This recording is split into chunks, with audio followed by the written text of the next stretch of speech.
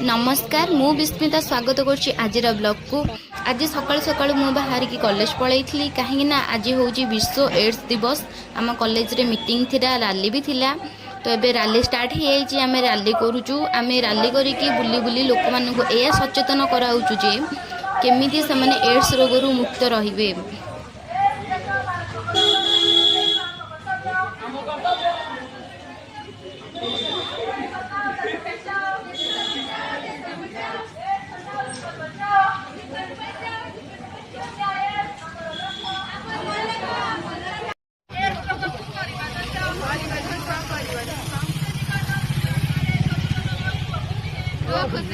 तो एबे आमर रैली चली आम बुली बुली लोक मानू सचेतनता कराऊचु। तापर आम कॉलेज को जीवु, कॉलेज कलापर आमर मीटिंग हम। तो डॉक्टर भी आमको बहुत भल भल कथा कहे एड्स विषय रे।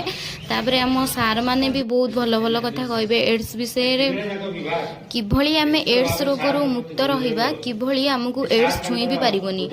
युवगोष्ठी जदि सचेतनता रहिबे ताहाले एड्स रोग छुई भी पारिबोनी।